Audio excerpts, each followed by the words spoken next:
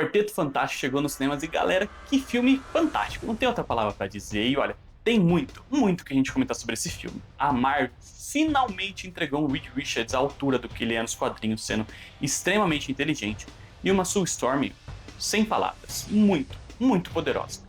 Mas e o Johnny e o Coisa? Será que eles foram bem adaptados ou decepcionaram um pouquinho? E os vilões? A Surfista Prateada e o Galactus, olha, tem muito que a gente falar deles. E galera, o que foi esse final? Sério, me surpreendeu muito e muda muito do futuro do CM, sério. Eu tava esperando que a Marvel ia por uma direção e foi totalmente pra outra. Então, bora lá que hoje o vídeo tá completinho com todos os detalhes e a minha opinião completa sobre cada um dos personagens do quarteto e o filme como um todo e como ele vai impactar muito no futuro da Marvel e em Vingadores 1D. Então, bora lá.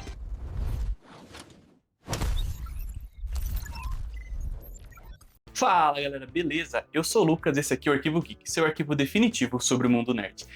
E galera, que filme bom, sério, tem muita coisa pra falar, então vamos começar logo porque eu gostei demais de Quarteto Fantástico, já trouxe análise aqui sem nenhum spoiler, então, opa, nesse momento meu Wolverine Funko Pop cai, mas vai ficar assim mesmo, né? Bora lá, bora falar de Quarteto Fantástico Primeiros Passos. Bom, a primeira coisa que eu gostaria de falar é que a introdução do filme tá muito legal. Sério, é uma introdução dinâmica, então não tem a necessidade de recontar toda a origem do quarteto, e eu acho que seria extremamente maçante se fosse um filme de origem, porque nas 2 horas de filme, sem contar a origem, já ficou um pouco corrido assim, eles já cortaram, já saiu notícias que eles cortaram aproximadamente 30 minutos de filme. Eu vou falar disso um pouco mais pra frente, como isso pode ter prejudicado principalmente um personagem específico que ficou um pouco mais apagado.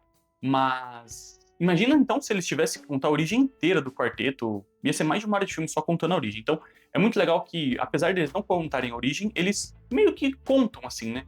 Numa breve um breve resumo feito por aquele apresentador de TV, onde em 5 minutos, mais ou menos, né, não cronometrei o filme, mas eles contam a história do quarteto, né, como eles eram astronautas que ganharam os poderes através daquela tempestade de raios cósmicos, e também já mostram muitos feitos que eles tiveram, né, apesar de não terem muito tempo de carreira, são 4 anos, se eu não me engano, que eles têm de carreira até o momento do filme, mostram os feitos que eles já tiveram, as brigas que eles já participaram, e o mais legal, como eles são realmente ícones daquele universo. Que quando a gente olha pro universo Marvel, é uma coisa muito surreal, né? Porque no universo Marvel tem muito do dilema entre os heróis e a população. Porque, no geral, a população como um todo não gosta dos heróis.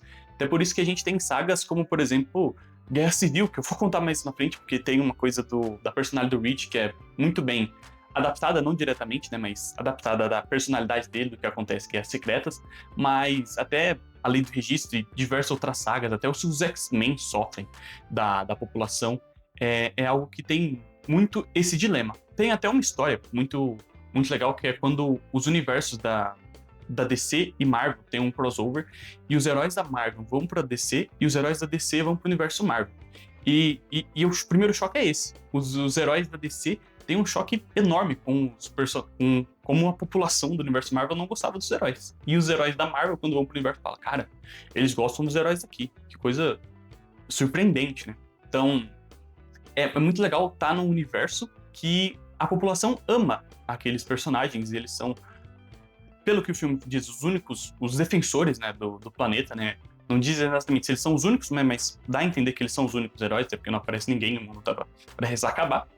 E eles participam não só nessa parte de salvamento, mas também nas relações públicas, tem contato com o governo, tem central com todos os países praticamente, né? Então é muito legal de ver esse universo diferente, né? Que o quarteto realmente são os únicos heróis e a população ama ele. Tem até desenho do Quarteto Fantástico. Então foi muito legal conhecer esse universo totalmente diferente do que a gente está acostumado na Marvel. E agora entrando na adaptação de cada personagem, no quesito adaptação mesmo, o que mais impressionou foi o Reed Richards. Sério, eu não tava esperando tanto assim dele, e principalmente por ser o Pedro Pascal, né, que já tinha eu tinha uma ressalva por ser ele, né, sei que muita gente também tinha, mas pra mim foi uma das adaptações mais fiéis do filme inteiro, sério. Eu comentei na análise sem spoilers que eu não podia dar exatamente o contexto, né, porque eu tava achando aquilo, mas agora eu posso. Que é justamente nessa revista aqui, Guerra Civil, que tem um dos momentos mais emblemáticos, assim, de histórias do quarteto, que é quando tá tendo toda aquela questão da lei do registro, e o Reed Richards fica ao lado do Tony Stark, porque ele, matematicamente, ele entende que os heróis se registrarem vão salvar mais pessoas do que eles não se registrarem. Então, para ele é uma questão matemática, ele nem entra muito na ética de se registrar ou não. Para ele é simplesmente a matemática. E justamente por causa disso, ele junto com o Tony Stark criam um clone do Thor. E esse clone do Thor mata o Golias. Até peguei o momento exato aqui, acho que tá dando pra ver, né? Da câmera, que o clone do Thor mata o Golias. E é nesse momento que a Sue Storm se assusta. Ela sabia que o Reed que tinha criado, e aí ela protege o time do Capitão América e até que eles saem do conflito. E posteriormente a Sue volta pra casa dela e ela e o Johnny saem do Quarteto Fantástico. Ela, entre aspas, abandona o Reed, né? Mas ela sai depois de tudo que o Reed fez, ela não quer mais ficar junto com ele.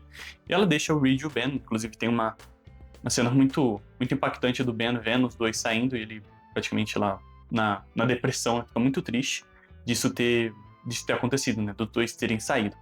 E então isso mostra muito, voltando ao filme agora, né? Mostra muito do perfil do Reed. Então no momento em que o Reed Richards cogita a possibilidade de entregar o filho dele pro Galactus, ele tá sendo extremamente racional.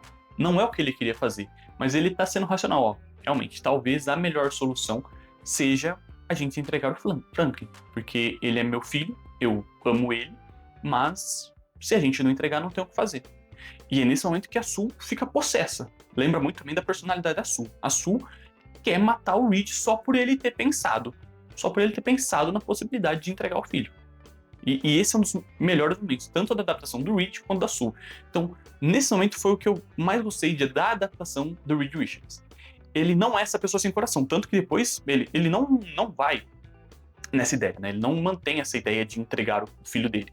É só que passa pela cabeça dele, porque é o cerne do personagem. Então, gostei muito dessa cena em específico, porque mostra como o Reed é nos quadrinhos. Também achei que a inteligência dele foi muito bem adaptada, porque, ao final, a trama gira em torno da inteligência dele, né? Então, gira em torno de todos os estudos e tudo que ele fazia de acompanhar o universo inteiro. Até eles já estavam prevendo, né, a chegada de alguma coisa, tinha alguma coisa acontecendo de estranho, até que a Surfista Prateada chega.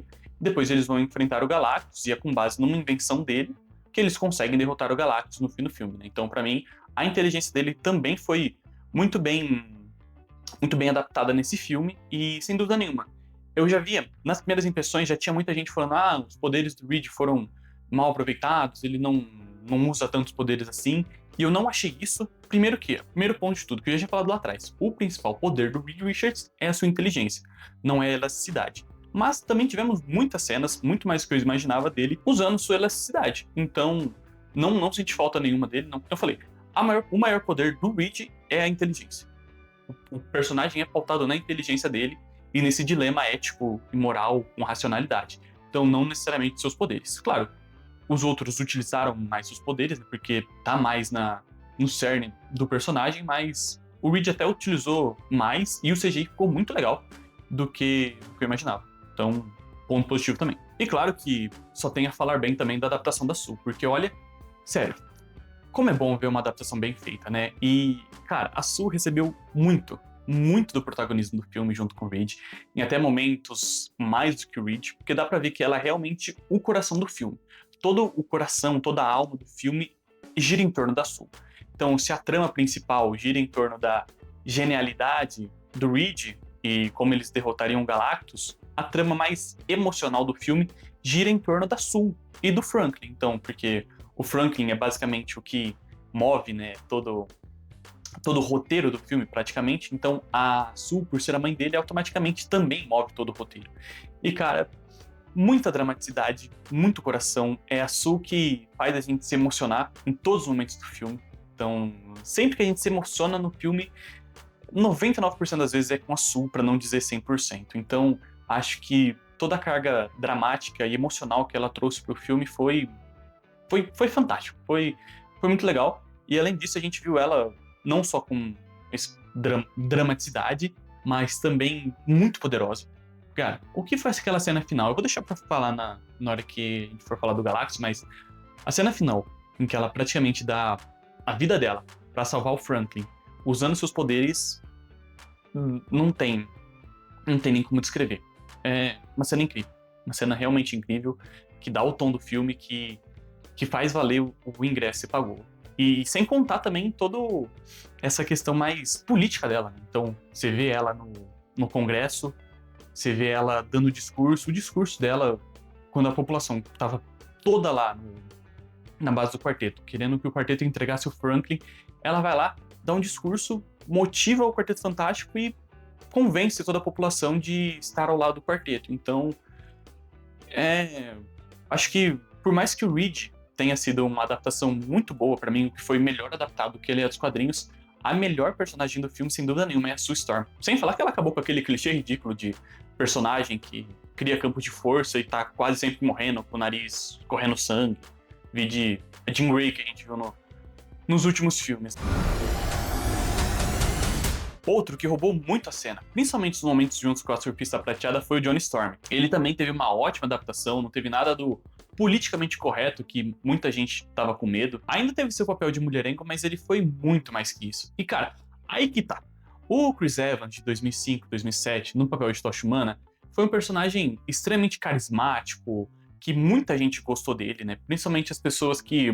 Vou generalizar, as pessoas que não são tão fãs do quarteto assim, que assistiram o filme sem ser fã de quadrinho mesmo, no geral gostaram daquele filme e principalmente do Johnny Storm. Mas o problema é que ele é extremamente caricato. Ele fica nesse personagem de adolescente, inconsequente, mulherengo, e não sai muito disso. E é muito diferente do que a gente teve agora com o Joseph Quinn. Por mais que ele ainda seja mulherengo, fanfarrão, brincalhão, ele é muito mais que isso. Ele é um personagem extremamente inteligente, sério. Ele decodificou uma linguagem inteira, a linguagem da Surfista Prateada, de um planeta muito aleatório, e com base em uma frase que ela traduziu pra ele, ele conseguiu decodificar a linguagem inteira dela e deduzir tudo que tinha acontecido com ela e convencer ela a não destruir o planeta deles.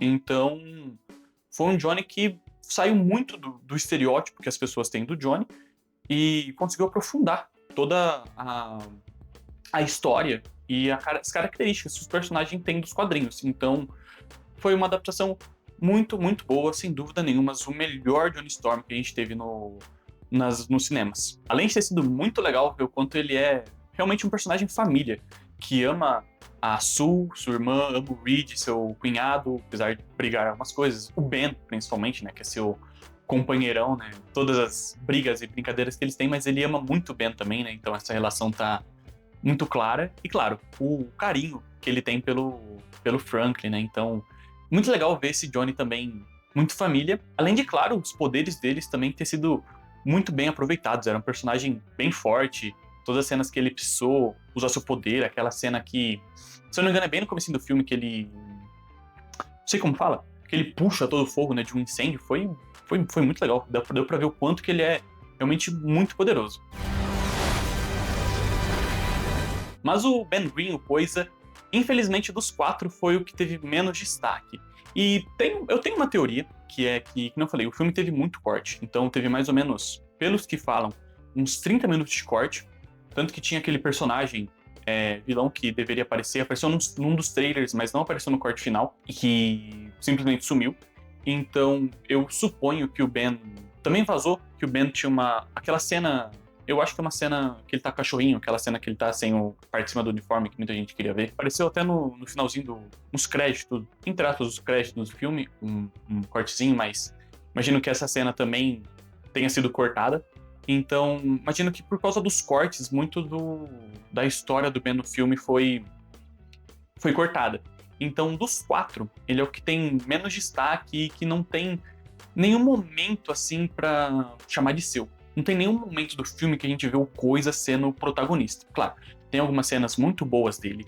A cena do confronto final com o Galactus, que ele finalmente fala a hora do pau, é uma cena muito legal. Mas ele fica muito mais nesse papel de apoio da equipe mesmo, né? Ele funciona muito no apoio, dando suporte para quando a equipe precisa. Seja como piloto, seja emocionalmente, com a Sue, principalmente, né?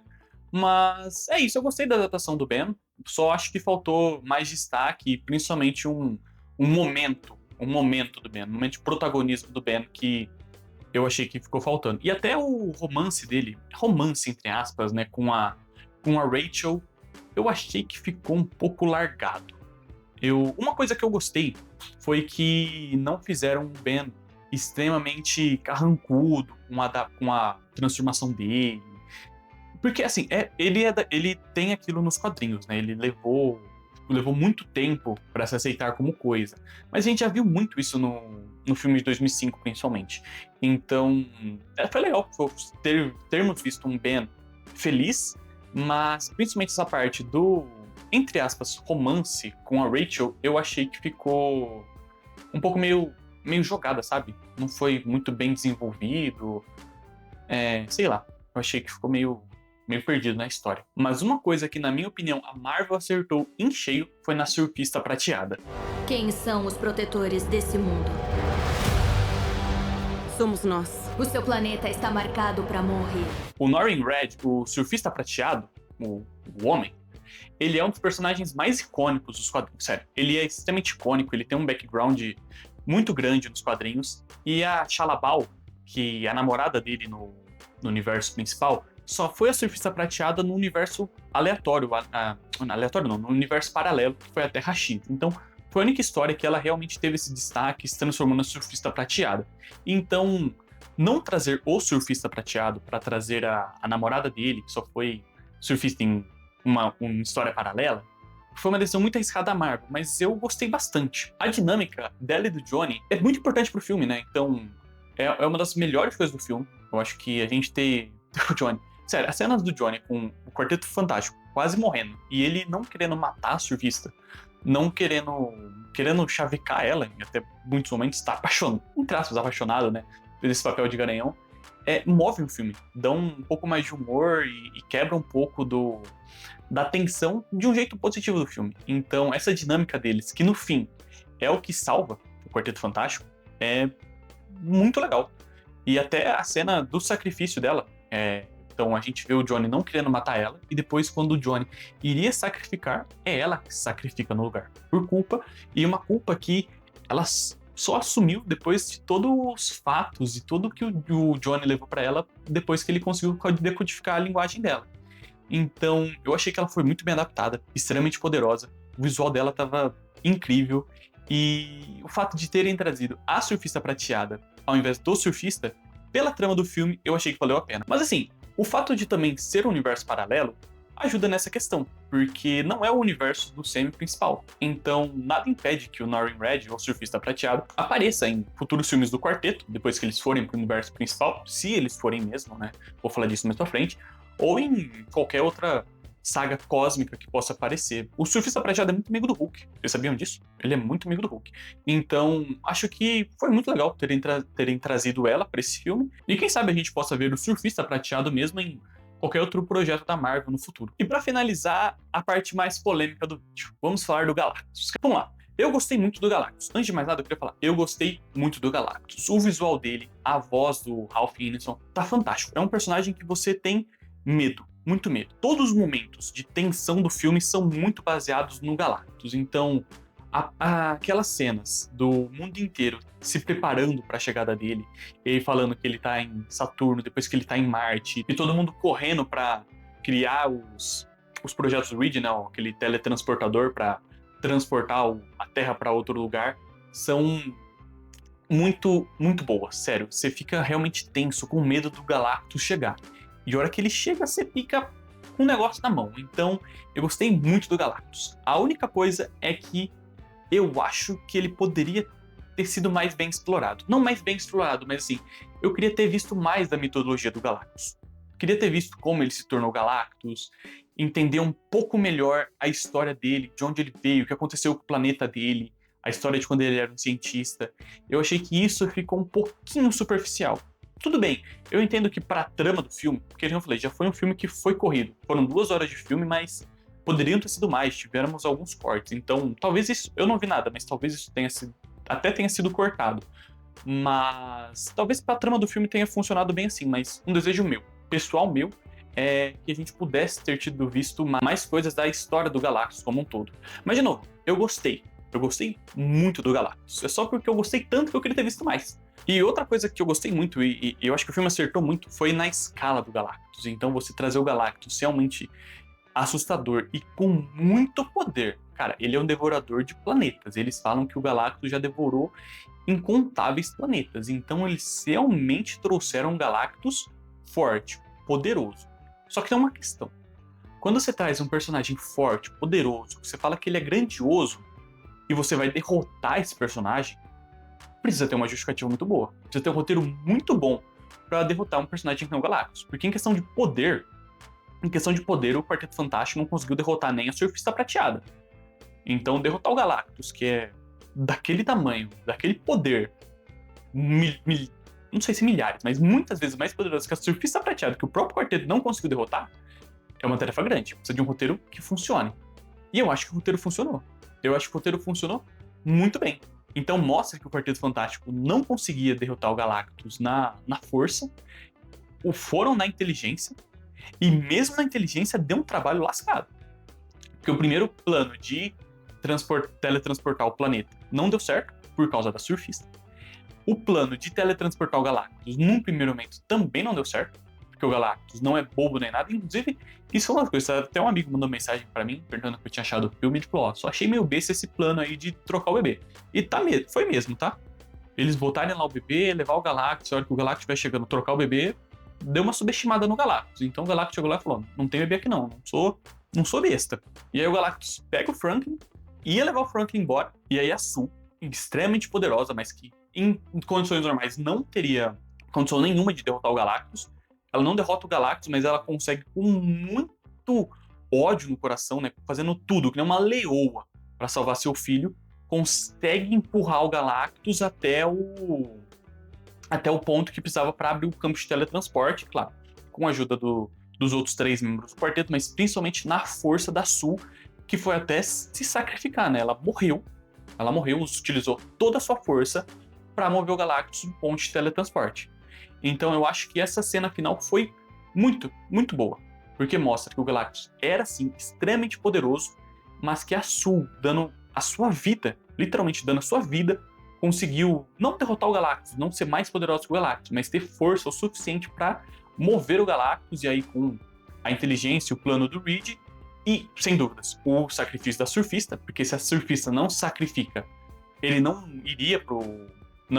entraria no portal. Na verdade, o Johnny estaria se sacrificando para ir junto com o Galactus pro portal, né, para empurrar o Galactus e cair lá, mas quem vai no fim do dia é a Surfista Prateada, e aí sim, encerra o filme e encerra o Galactus. Então eu achei que o roteiro funcionou super bem, porque ele deu destaque pro Johnny, que iria se sacrificar, deu um destaque principalmente pra Sue, que deu sua vida, deu um destaque pro Reed, pro Ben, que também participaram bastante, e claro, pra Surfista Prateada, que, arrependida, entre aspas, deu sua vida, né, porque ela não morreu, mas ela se sacrificou pra dar fim ao Galactus. Então, show. Achei show, principalmente darem uma escala grandiosa pro Galactus, mas um roteiro convincente pra acreditar que o quarteto realmente conseguiu vencer ele. E olha, eu achei esse final bem surpreendente, porque assim, eu não esperava que o quarteto fosse conseguir derrotar o Galactus. Eu pensei que realmente o filme acabaria com o Galactus devorando a Terra.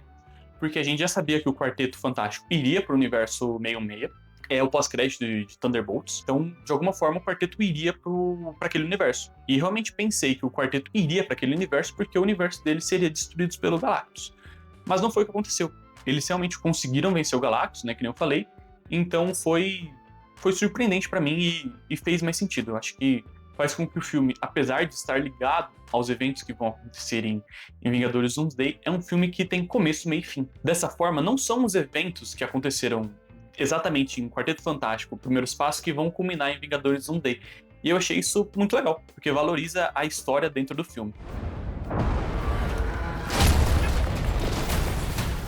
A cena pós-créditos, com Victor Von Doom aparecendo, essa sim é o que vai levar a gente para Vingadores Doomsday, mas isso eu vou deixar só pro vídeo da cena pós-créditos. Então, era isso, a minha análise tá aqui completinha do filme, espero que você tenha gostado, e se você chegou aqui, claro, deixa o like, se inscreve no canal, ativa as notificações, porque já já eu vou trazer esse vídeo explicando como que o Quarteto Fantástico vai parar no universo 66 e todos os detalhes da cena pós-créditos. Valeu e tchau, tchau!